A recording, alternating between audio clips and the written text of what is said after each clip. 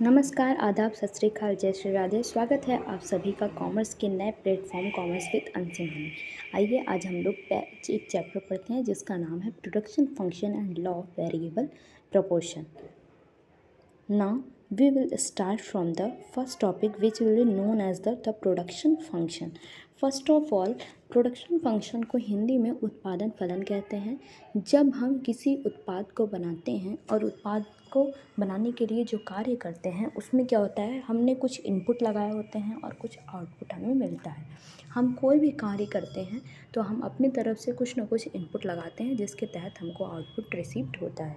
तो यहाँ पे इन्होंने कहा ये जो आपके उत्पाद हैं, जो आपने लगाया है उसे हम आगत कहते हैं। इनपुट मतलब अलग अलग तरीके से रॉ मटेरियल, फंक्शनिंग चीज़ें, मशीनरी, मटेरियल, लेबर्स, वेजेज जो भी आपने लगाया है उसको आप इनपुट कहते हैं। और जब वो सारे इनपुट लगने के बाद आपको आउटपुट रिसीव होता है उस सामान का, तो उसको आप क्या कहते हैं कि अब हमें इस सामान का प्रोडक्ट प्राप्त हुआ है। आप कई सारी छोटी छोटी चीज़ों को उपयोग करके एक प्रोडक्ट बनाते हैं जिसे हम आउटपुट का नाम देते हैं।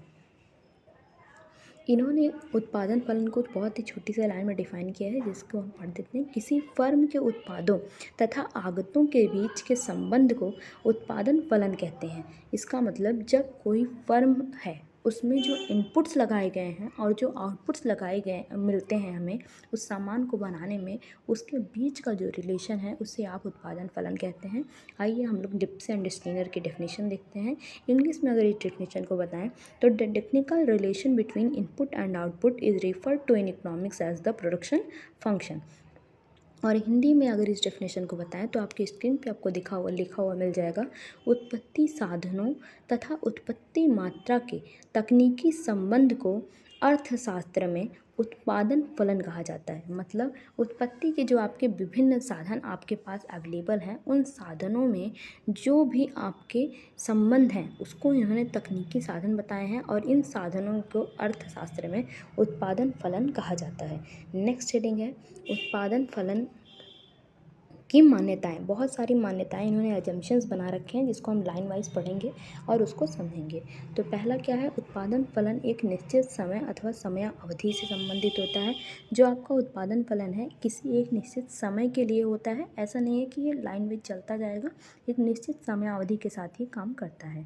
नेक्स्ट है एक दिए गए समय में तकनीकी ज्ञान के स्तर में कोई परिवर्तन नहीं होता।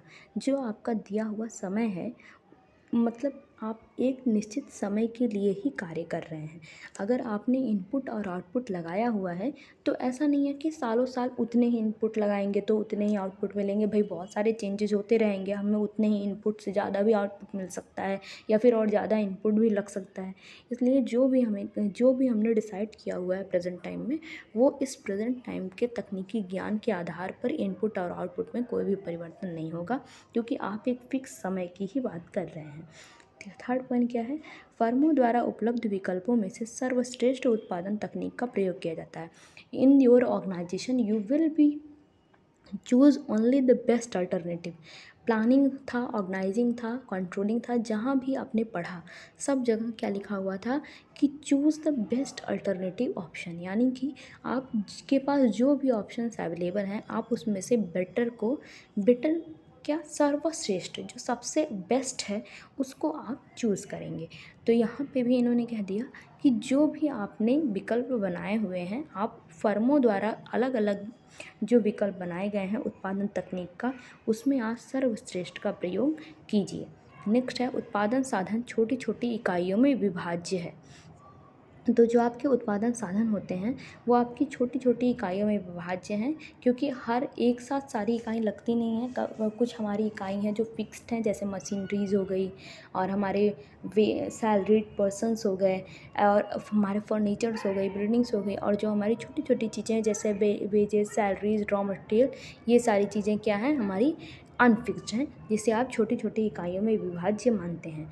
नेक्स्ट है उत्पत्ति साधनों की पर्याप्त उपलब्धता। तो हमारे जो उत्पत्ति साधन हैं उनकी आपके पास पर्याप्त उपलब्धता होनी चाहिए, अदरवाइज़ आपको उत्पत्ति साधनों के काम करने में प्रॉब्लम हो सकती है। नेक्स्ट है उत्पादन साधनों की कीमत स्थिर रहती है।